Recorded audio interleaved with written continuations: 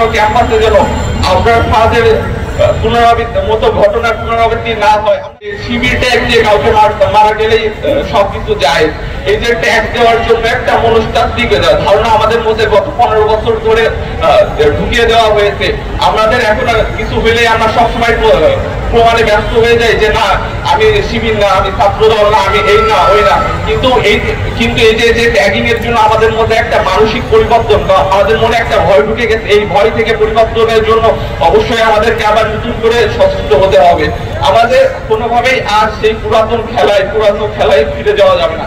আর সবাই আর পরিশেষে মনে করি কোন অবস্থাতে বাংলাদেশে আর কোনো ক্যাম্পাসে যেন আপনার ফাঁদের ঘটনার পুনরাবৃত্তি না হয়। আমরা জানি যে আপনার ফাঁদের মতো ঘটনা দেশের আরো অনেক জায়গায় হয়েছে, কিন্তু হয়তো তারা শেষ মুহূর্তে গিয়ে জীবনে বেঁচে গেছে, অথবা কোনো কারণে তাদেরকে পঙ্গু করে রেখে দেওয়া হয়েছে, অথবা তাদের ঘটনাগুলো সামনে আসে না। কিন্তু এই ধরনের ঘটনার জন্য ভবিষ্যতে আর কোনো অবস্থাতেই না ঘটে, এই জন্য আমাদের নিজেদেরকে সবসময় সচেতন থাকতে হবে। যে শুধুমাত্র ব্যক্তি স্বার্থ কেন্দ্রিক যে ব্যক্তির লাভের উদ্দেশ্যে যে রাজনীতি হতো ক্যাম্পাসগুলোতে, সেটা যেন কোনো অবস্থাতে ফেরত না আসে, এটাই এই জন্য সবাইকে সচেতন থাকার অনুরোধ জানাবো।